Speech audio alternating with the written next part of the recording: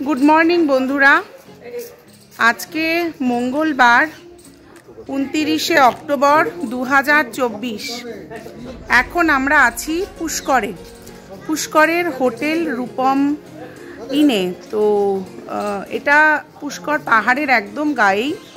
तो आज के सकाल बेला आमादेर मूल घुरे देखार जायगा हलो पुष्कर पुष्कर लेक देखबो, ब्रह्मा मंदिर देखबो, आरो किछु किछु मंदिर आछे সেই মন্দিরগুলো দেখব।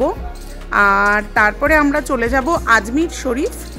আর আজমির শরীফ দেখার পর আমরা জয়পুরের উদ্দেশ্যে লাঞ্চ করে রওনা হব। আজকে সন্ধ্যায় আমরা পৌঁছে যাব জয়পুরে। তো এটাই হচ্ছে আজকের ট্যুর প্ল্যান। তো পুষ্করের ওয়েদার খুব সুন্দর, হালকা একটা ঠান্ডা ঠান্ডা আছে। উদয়পুর যোধপুরের মতন গরম এখানে একদমই নয়। বেশ সুন্দর প্রাকৃতিক মনোরম পরিবেশ, চারপাশে প্রচুর গাছ, সামনে পাহাড়। আর সকালবেলা ময়ূর এসে এই হোটেলের এই লনটার মধ্যে খেলা করছিল, ময়ূরের ডাক শুনতে পাচ্ছিলাম সকালবেলা। তো পরিবেশ খুব সুন্দর। তো আমরা মূলত একটা এখান থেকে অটো ভাড়া করব, সেই অটো আমাদের সব স্পটগুলো দেখিয়ে আবার হোটেলে এনে ফেরত দেবে। তো আজকের দিন এভাবেই শুরু হচ্ছে। সুপ্রভাত, সকলেই এক্সপ্লোর উইথ মৈত্রেয়ীর সঙ্গে থাকবেন। প্লিজ প্লিজ সাবস্ক্রাইব করবেন, লাইক করবেন, কমেন্ট করবেন এবং আমার ভিডিও কেমন লাগছে জানাবেন। তো আজকে ঘুরে দেখা যাক পুষ্কর।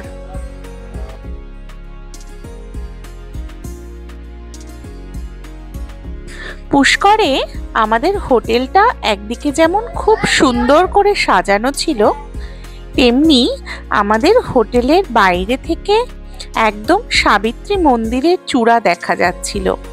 আর হোটেল থেকে ঠিক মিনিট 5 দূরত্বের মধ্যেই ছিল পুষ্কর লেক। তো আমরা হোটেল থেকে বেরিয়ে প্রথমে চলে গেলাম পুষ্কর লেকে। পুষ্কর আজমের ডিস্ট্রিক্টের মধ্যেই অবস্থিত। এটি আজমির শরীফ থেকে 10 কিমি উত্তর পশ্চিমে অবস্থিত। পুষ্করে বহু মন্দির রয়েছে, আর বেশিরভাগ মন্দিরই 1800 শতকে নির্মিত, কারণ মুঘল আমলে এই পুষ্করের বেশিরভাগ মন্দিরই ভেঙে দেওয়া হয়েছিল। তো প্রথমেই আমরা যে জায়গাটায় চলে এসেছি সেটা হচ্ছে পুষ্কর লেক। আমাদের পুষ্কর লেক দেখাতে নিয়ে আসলো। এবং এইটা পুষ্করের মূলত লেকের যে সাইডে প্রচুর ঘিঞ্জি মন্দির দোকান, এটা সেই সাইডে নয়, এটা তার উল্টো দিকটায়। তো এখানে একটু ভিড় ভাট্টা কম আছে, যে দেখতেই পাচ্ছেন সকালবেলা প্রায় ফাঁকাই ঘাট। আর পুষ্করের জলও বেশ পরিষ্কার এই পাশটা। তো এখানে প্রথমে নিয়ে আসা হলো এবং জলটা প্রচণ্ড নীল। পুষ্করের জলটা দেখতেই পাচ্ছেন খুব নীল জল। তো এখানে অনেকেই স্নান করবে এবং স্নান করে অনেকেই কাজ করবে। তো সেই জন্য সবাই আপাতত জলের কাছে গেছে, কেউ কেউ স্নান করতেও নামছে। তো তারপরে পুষ্কর লেক দেখে আমরা চলে যাব ব্রহ্মা মন্দিরে।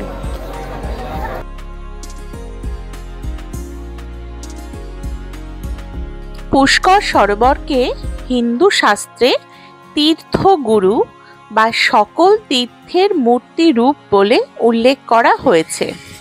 হিন্দু পুরাণ অনুযায়ী এই তীর্থটি দেবতা ব্রহ্মার বিচরণ ক্ষেত্র। খ্রিস্টপূর্ব 4র্থ শতাব্দীর মুদ্রাতেও পুষ্কর হ্রদের উল্লেখ রয়েছে। সমগ্র পুষ্কর হ্রদ ঘিরে রয়েছে 52টি স্নানের ঘাট।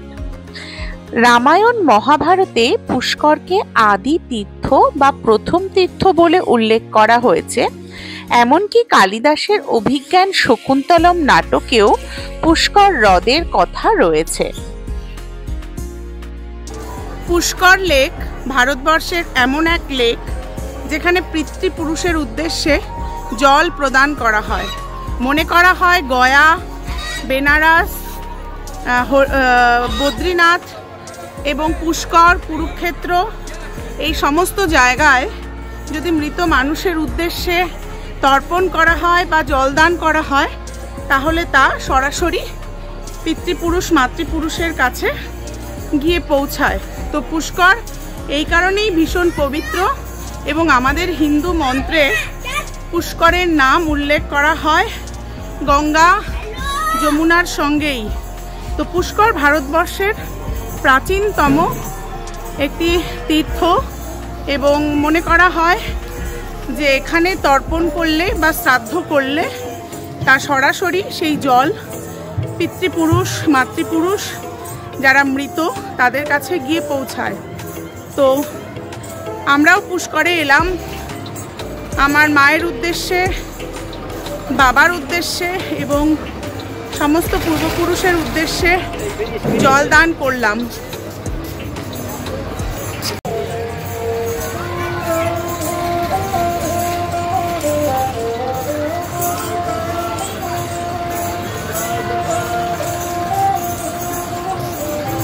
হিন্দু ধর্মতত্ত্ব অনুযায়ী 5টি সরোবর বা 5টি হ্রদ হিন্দুদের কাছে পবিত্র: মানস সরোবর, বিন্দু সরোবর, নারায়ণ সরোবর, পম্প সরোবর আর এই পুষ্কর সরোবর। তো এবার আমরা চলে এসেছি সাবিত্রী মন্দিরে। সাবিত্রী মন্দির পাহাড়ের বেশ ওপরের দিকটায়, আমরা বেশ অনেকটা ঢাল বেয়ে ওপরের দিকে এলাম। তো এখানে সামনেই সাবিত্রী মন্দির। সাবিত্রী ছিলেন ব্রহ্মার স্ত্রী এবং সাবিত্রী দেবীর পুজো ভারতবর্ষের নানান জায়গায় খুব একটা হয় না, এই পুষ্করেই সাবিত্রীর পূজা হয়। তো এই মন্দিরটাও ব্রহ্মা মন্দিরের মতনই স্পেশাল, কারণ দেবী সাবিত্রীর মূর্তিও খুব একটা দেখতে পাওয়া যায় না এবং তার মন্দিরও খুব একটা দেখতে পাওয়া যায় না। মন্দির চত্বরে প্রচুর দোকানপাট আছে আর মন্দিরটা বেশ পাহাড়ের ওপর দিকে, আমরা বেশ অনেকটা ওপরের দিকে উঠে এলাম। তো শেষ পর্যন্ত অভিষেক আর বুবু গেল সাবিত্রী মন্দির দর্শন করতে পাহাড়ের ওপরে। রোপওয়ে চড়ে গেল ওরা। তো আমার যেহেতু একটু রোপওয়েতে ভয় লাগে তো আমি গেলাম না, আমি নিচেই আছি। তো জায়গাটা খুব সুন্দর, এই মাঝখানে একটা ফোয়ারা মতন করা আছে আর চারপাশটা এরকম আর্কিটেকচার করা সমস্ত কিছু, আর বেশ শান্ত, বেশ নিরিবিলি। আর এখান থেকে নিচটা খুব সুন্দর লাগছে দেখতে। এখানে একটা বিরাট বট গাছ আছে, একটা বিরাট বট গাছ, আর এখান থেকে নিচটা অসাধারণ লাগছে দেখতে। নিচে পাহাড়ের নিচটা খুব সুন্দর লাগছে। এখান থেকে পুষ্কর দেখা যাচ্ছে না কিন্তু পাহাড়ের নিচটা খুব সুন্দর লাগছে দেখতে। একটা হালকা হাওয়া দিচ্ছে, সকালবেলার একটা মিষ্টি রোদ, তো সব মিলে খুব সুন্দর লাগছে সকালটা।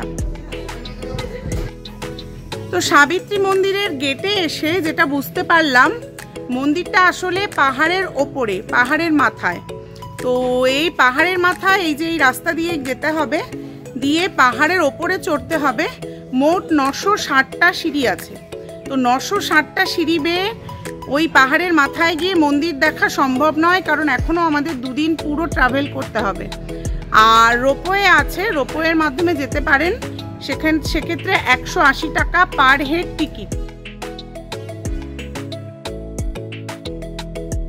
আমরা কোথায় যাচ্ছি? মন্দিরে, সাবিত্রী মায়ের মন্দির, সাবিত্রী মাতাকে। ওদের তো উপরে নিয়ে গেল, আমাদের ওখানে আমাদের যাব। দেখ না, ওরা শেষে এসে আগে হয়ে গেল, আমরা আগে ঢুকলাম আর ওরা শেষে এসে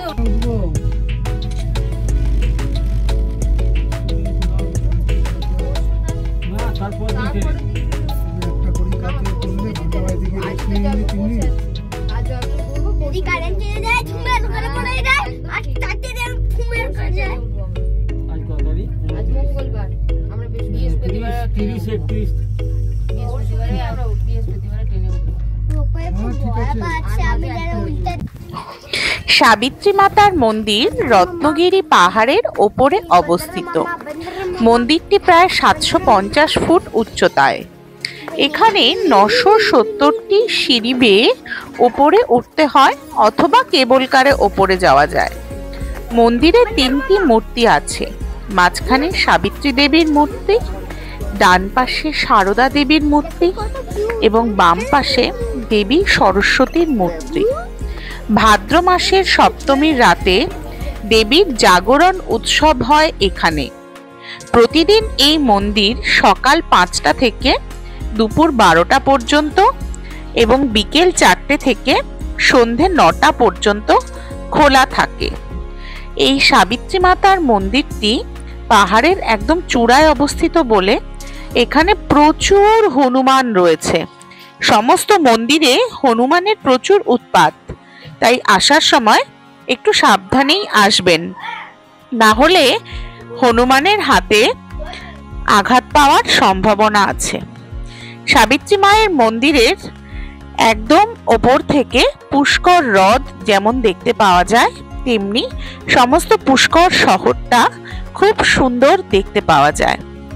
এই মন্দিরটি বেশ নির্জন এবং ফাঁকা, ফলত এখানে এসে বেশ কিছুটা সময় আপনারা কাটাতেই পারেন। তারপরে আবার কেবল কার করে নিচে চলে যাওয়ার ব্যবস্থা আছে।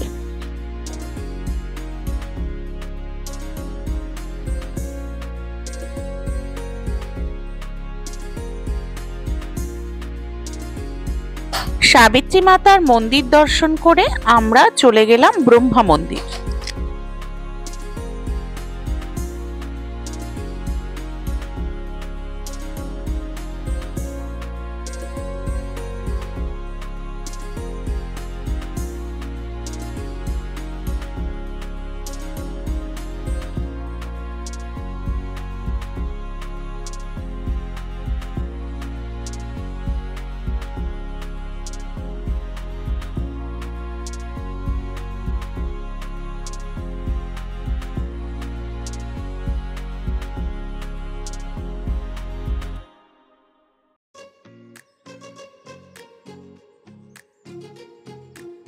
তো এখন আমরা একটু চা খেতে এসেছি, সামনেই একটা চায়ের দোকান, একটু বসে রিল্যাক্সড করে চা খাবো।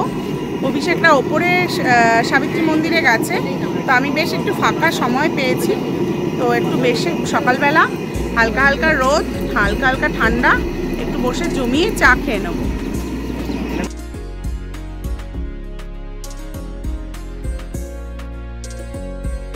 সাবিত্রী মন্দির থেকে নেমে এসে আমরা পৌঁছে গেলাম ব্রহ্মা মন্দিরে।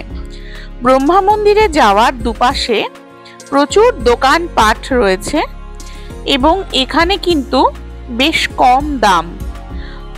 রাজস্থানের অন্যান্য শহর থেকে পুষ্করের সমস্ত জিনিসের দাম একটু হলেও কম।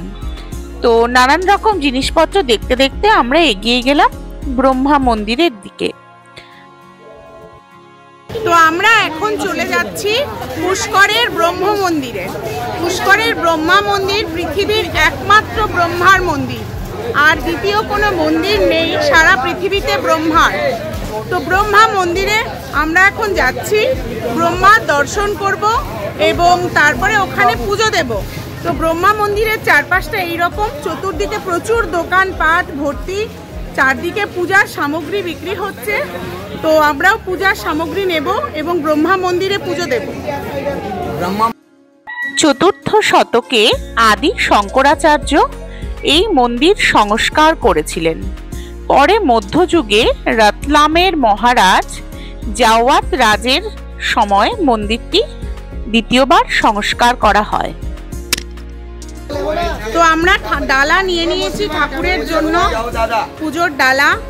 তো পুজোর ডালা নিয়ে এখানে লাইন করা আছে, এই রেলিং দিয়ে গেট করা আছে। তো এই রেলিংয়ের গেট দিয়ে আমরা চলে যাচ্ছি ঠাকুর দর্শন করতে এবং ঠাকুরের পুজো দিতে। তবে পরিষেবা খুব ভালো, চতুর্দিকে খুব সুষ্ঠুভাবে সমস্ত পুজো আর্চা সম্পন্ন হচ্ছে, আর সেরকম পান্ডাদের কোনো ভিড় নেই বা পান্ডাদের উৎপাত নেই, যেটা আমাদের ওয়েস্ট বেঙ্গলে খুব বেশি দেখা যায়। আর প্রতিটা জিনিস সিস্টেমেটিক্যালি হচ্ছে, কোথাও হুড়োহুড়ি ঠেলা।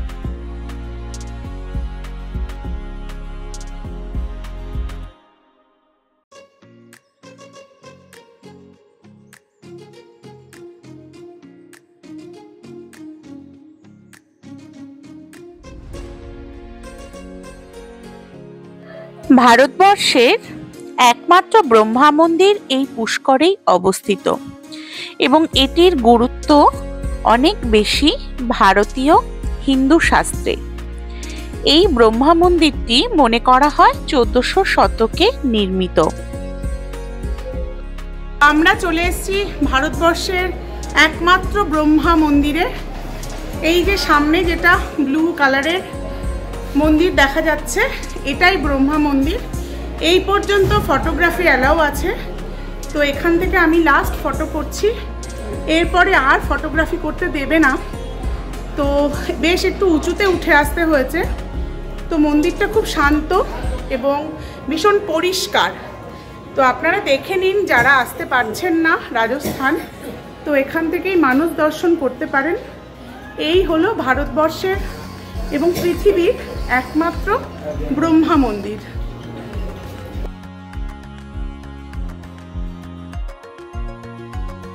পুষ্করের এই ব্রহ্মা মন্দির বারবার আক্রান্ত হয়েছে মুঘলদের দ্বারা। যেহেতু পাশেই আজমের শরীফ, মুঘল সম্রাটরা আজমের শরীফ বারবার এসেছেন এবং এই ব্রহ্মা মন্দির আক্রমণ করেছেন এবং ভেঙেও দিয়েছেন। তবে মন্দিরটি আবার নির্মিত হয়েছে। যেমন মন্দিরটিতে মার্বেল ও পাথরের স্ল্যাব দিয়ে নানান রকম কারুকার্য করা। মন্দিরের গর্ভগৃহে চারমুখী ব্রহ্মা এবং তার সহধর্মিণী গায়ত্রী দেবীর মূর্তি রয়েছে। এই গায়ত্রী দেবীর কথা বেদেও পাওয়া যায়। তো এখানে প্রচুর চুড়ির দোকান আছে, রাজস্থানী চুড়ি, দারুণ দেখতে চুড়িগুলো। তো এই চুড়িগুলো দেখতে বেশ ভালো লাগছে। তো এখানে প্রচুর অপশান কেনাকাটার, পুজো করে বেরিয়ে আপনারা কেনাকাটা করতেই পারেন। প্রচুর দোকান আছে, খাওয়ার জিনিসেরও প্রচুর অপশান আছে। আর একটা বিষয়, এখানে কিন্তু দামটা একটু কম, যোধপুর উদয়পুরের থেকে একটু কম। তো আপনারা কেনাকাটা করতে পারেন। আমি কয়েকটা জিনিস কিনলাম, যেমন এই যে কাঠের চুড়ি কিনেছি আর রুদ্রাক্ষের মালা কিনেছি। তো এবার আমরা যেটা এসেছি সেটা হচ্ছে চিত্রকূট ধাম। চিত্রকূট ধাম, এখানে শিব মন্দির আছে আর হনুমান মন্দির আছে, কিন্তু এখানে একটা দারুণ জিনিস, এটা হচ্ছে আমলকি গাছ, ভর্তি আমলকি।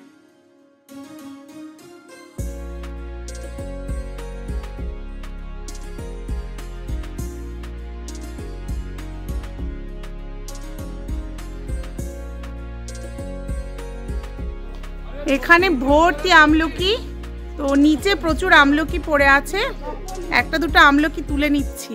নিচটা পুরো ভরে ছিল আমলকি, গাছের মধ্যেও আমলকি ভর্তি একদম।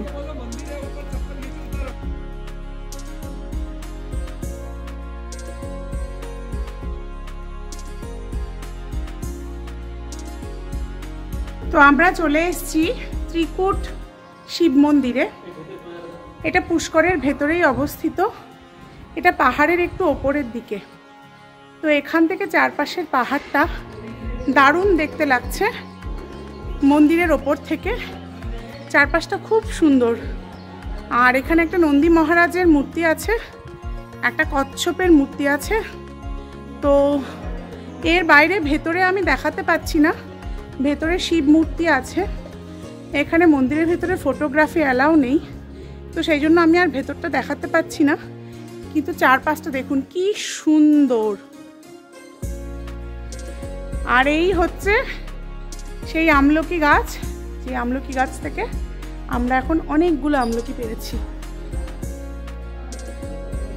আর চারপাশটা একটা রোদ ঝলমলে দিন, পাহাড় সবুজে সবুজ, খুব সুন্দর চারপাশটা, অপূর্ব।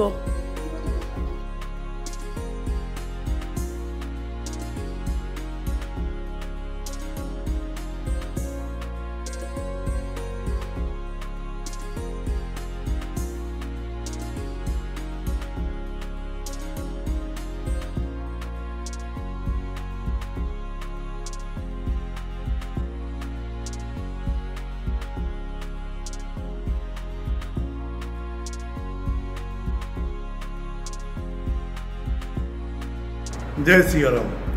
तीर्थ गुरु पुष्कराज के अंतर्गत इस चित्रकूट धाम में आप सभी का स्वागत है। इस चित्रकूट धाम में 3 यूनिक कॉम्बिनेशन है जो आप कहीं भी वर्ल्ड में एक साथ में नहीं देख पाओगे। There are 3 unique combination here.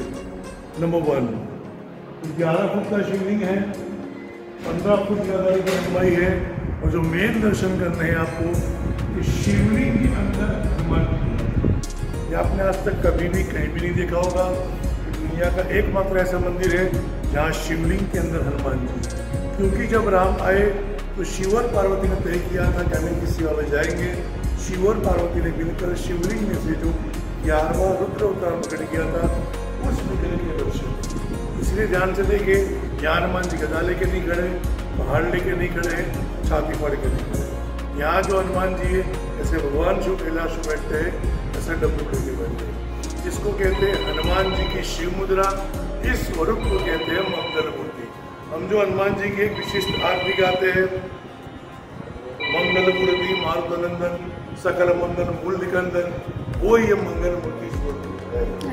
दूसरा यहाँ की खास बात, यहाँ जो भी आप जल पंचामृत चढ़ाते हो, ये ना तो वेस्ट होता है, ना किसी के पैरों में आता है, ना गटर नाले में जाता है। जो हमारे ऋषि मुनियों की एक वैज्ञानिक सोच, एक यूनिक साइंटिफिक कॉन्सेप्ट था शिवलिंग के पीछे, वो आइडल किया है।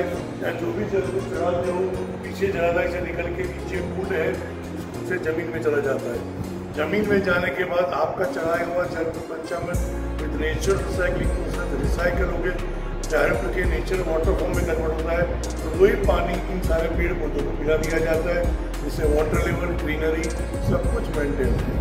और इसी पेड़ के उपयोग फल फूल सब्जियों को उतार के उसका भोग बना के, भोग लगवा के प्रसाद के रूप में बांटा जाता है। इस मंदिर में प्रसाद बंटता है, बिकता नहीं है, यहाँ कोई कॉमर्शियल एक्टिविटी अलाउ होगी। उज्जैन के बाद ये मंदिर है, महाशिवरात्रि के दिन ठीक शाम को 6 बजे यहाँ भस्म आरती होती है, और यहाँ भस्म आरती में आने के लिए, बैठने के लिए, देखने के लिए there is no ticket, no pass, no दक्षिणा, इट इज एब्सोल्युटली फ्री। और इस मंदिर में सभी को मौका देते हैं, कोई जाति पाति कुल धर्म के बिना आप सभी यहाँ आइए, दर्शन करिए, तो स्वयं अंदर जाके और ऊपर जाके अपने हाथ से महादेव का अभिषेक करें, वो सबको यहाँ मौका देते हैं। कभी भी आप पुष्कर आइए राजस्थान, तो जरूर आइए इस चित्रकूट धाम में। जय श्री राम। जय श्री राम। आप अच्छे रहना गुरुजी, हम फिर आएंगे। ये मुझे आप भेजना। हाँ हाँ।